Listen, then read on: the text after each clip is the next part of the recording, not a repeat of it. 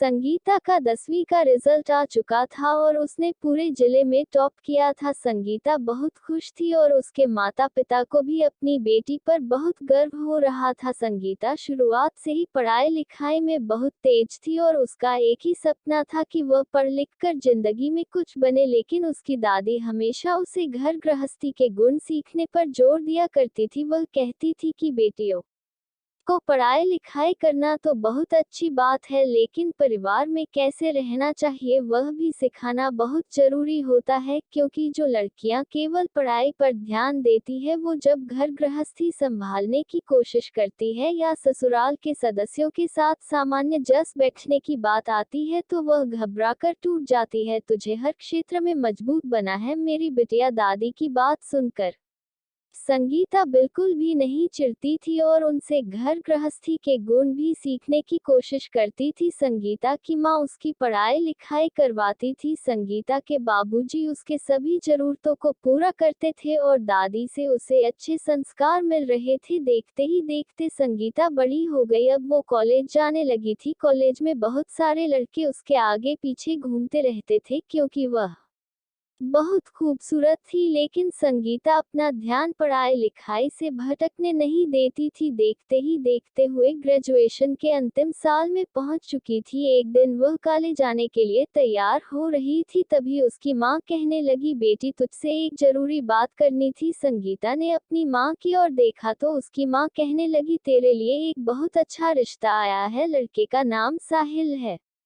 अगले रविवार को वो अपने मम्मी पापा के साथ तुझे देखने के लिए घर आ रहे हैं। ये सुनते ही सरिता हैरान रह गई। संगीता अभी अपने कॉलेज के लास्ट ईयर में थी, तभी उसके लिए साहिल का रिश्ता आया, इसलिए संगीता तो इनकार ही करने लगे। लेकिन उसकी माँ उसको समझते हुए बोली कि पहले एक बार लड़के से और उसके परिवार से मिल लो, अगर तुम हाँ कहोगी तभी हम इस रिश्ते को आगे बढ़ाएंगे। तुम्हारी मौसी ने ये रिश्ता भेजा है तो हम उन्हें घर आने से ऐसे ही इनकार तो नहीं कर सकते हैं ना। संगीता भी मन कचोट कर इस बात के लिए तैयार हो गई। तय समय पर लड़के वाले घर आ गए और जब उन दोनों को एकांत में बातचीत करने का मौका मिला तब संगीता ने तो सही से साफ साफ कह दिया कि मुझे अभी पढ़ाई करनी है तो मैं अभी शादी नहीं कर सकती।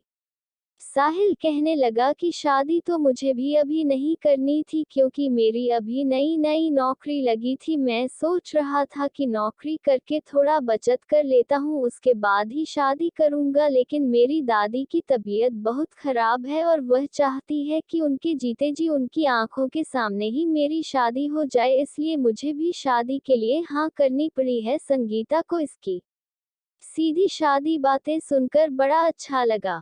उसने धीरे से कहा कि वैसे तो आप मुझे अच्छे लग रहे हैं, लेकिन मेरी बस एक ही इच्छा है कि मैं शादी के बाद भी अपनी पढ़ाई जारी रखेगी और उसके बाद में कोई जब भी करूंगी। यह सुनकर साहिल मुस्कुराते हुए बोला कि इस बात की चिंता करने की तुम्हें कोई जरूरत नहीं है, क्योंकि मेरी माँ खुद एक स्कूल में पाने के लिए जाती है और वह खुद चाहती है कि उसकी बहू बहुत पढ़ी लिखी हो और नौकरी भी करे। वह तो जॉब वाली बहू ही ढूंढ रही थी, लेकिन तुम्हारी मौसी जो रिश्ता लेकर आई है उन्होंने बताया कि तुम अब बस पढ़ाई पूरी करने वाली हो और उसके बाद तुम भी जॉब करोगी, इसलिए हम तुम्हें देखने के लिए आ गए। वैसे तुम भी मुझे बहुत पसंद हो और भविष्य में तुम्हें आगे बढ़ने से कोई नहीं रुकेगा।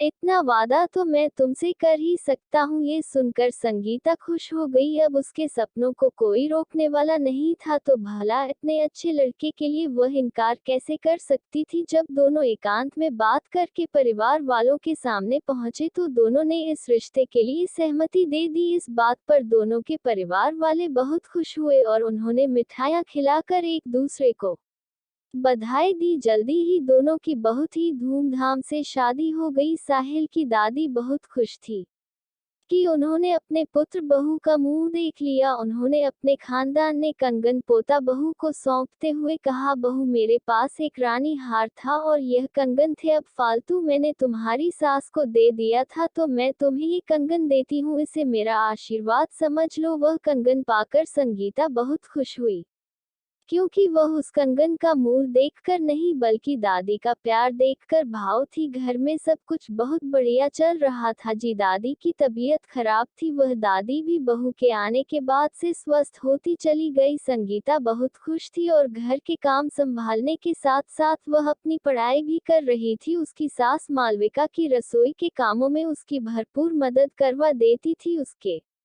बाद ही वह स्कूल जाती थी। उसके बाद खाली समय में संगीता पढ़ाई लिखाई कर लिया करती थी और फिर दोपहर का खाना बनाने में जुट जाती थी। शाम को भी दोनों सास बहू मिलजुल कर ही खाना बनाती थी। संगीता की एक ही आदत थी कि खाना बनाते समय वह घर वालों से पूछ पूछ कर खाना बनाती थी। कभी वह अपनी दादी सास से पूछ लेती थी, कभी अपने ससुर जी से पूछ लेती थी, तो कभी अपने पति से पूछ लेती थी। देखते ही देखते संगीता की शादी को 2 महीने हो चुके थे। वो रोज सभी से पूछ पूछ कर ही खाना बनाती थी। मगर एक दिन वह अपने सास के पास पूछने गई कि आज दोपहर के खाने में क्या बनेगा, तो उसकी सास कहने लगी, बहू 1 मिनट यहाँ आओ और मेरे पास बैठो, दोपहर का खाना तुम बाद में बना लेना। संगीता अपनी सास के पास बैठ गई तो मालविका जी ने धीरे से मुस्कुराते हुए पूछा, बहू तुम हमेशा हमसे पूछने आती हो कि आज खाने में क्या बनेगा, लेकिन कभी तुमने अपने आप से पूछा है कि खाने में क्या बनेगा? ये सुनते ही संगीता हैरान रह गई और कहने लगी, मम्मी जी मुझे इस घर में आए हुए मुझे 2 महीने हो गए और मेरी हमेशा यही कोशिश रहती है कि मैं आप सभी के पसंद का खाना बनाऊं, क्योंकि मेरी दादी ने मुझे यही सिखाया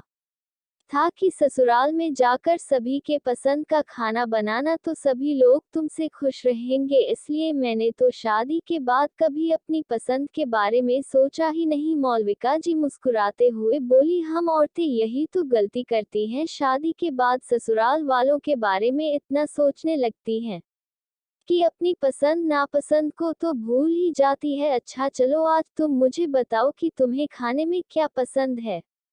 संगीता कहने लगी, मम्मी जी मुझे तो बहुत सारी चीजें पसंद है। मुझे ना कटहल की सब्जी, आलू बैंगन का भरता, दाल तड़का, गाजर का हलवा, अरे मैं लिस्ट बनाने बैठो तो घंटों लग जाएंगे, क्योंकि मुझे तो बहुत सारी चीजें पसंद है। मालविका की मुस्कुराते हुए बोली, ये तो बहुत अच्छी बात है बहू, लेकिन आज बताओ आज तुम्हें क्या खाने का मन कर रहा है? संगीता कहने लगी है, मम्मी जी खाना आप सभी की पसंद से बने वही अच्छा होगा। मुझे क्या खाने का मन कर रहा है वह जाने दीजिए, आप बताएं ना कि मैं आपके लिए क्या बनाऊं। लेकिन मालविका जी कहने लगी, नहीं बहू आज तो तुम्हें अपनी पसंद का खाना ही बनाना पड़ेगा, और चलो मैं भी तुम्हारी मदद कर देता हूं क्योंकि आज मेरी भी छुट्टी है। ये सुनकर संगीता खुश हो गई। थोड़ी देर तक सोचने के बाद वह कहने लगी, मम्मी जी आज तो मुझे कढ़ी चावल खाने का मन कर रहा है। या सुनकर मालविका जी भी खुश हो गई और कहने लगी, चलो फिर आज मैं तुम्हें अपने हाथों से पकोड़े वाली कढ़ी बनाकर खिलाता हूँ। सास की बात सुनकर सरिता चाहते हुए बोली, वह मम्मी जी तब तो बहुत मजा आएगा, मैं तो मायके में अपनी माँ के हाथों की पकोड़े वाली कढ़ी खाई थी, उसके बाद तो ना तो कभी मैंने पकोड़े वाली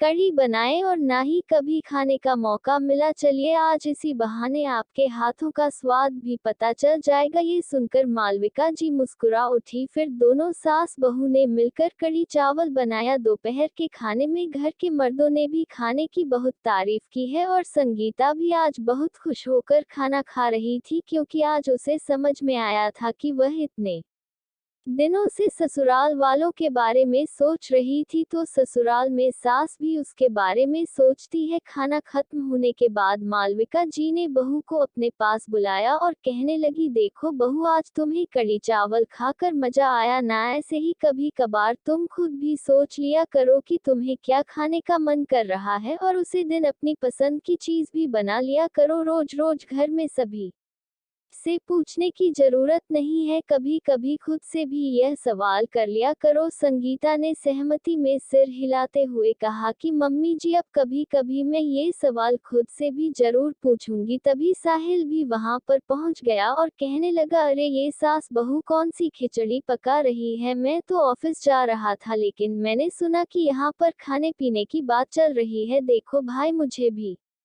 खाने पीने का बहुत शौक है और कभी कभार मेरी पसंद का खाना भी बनना चाहिए।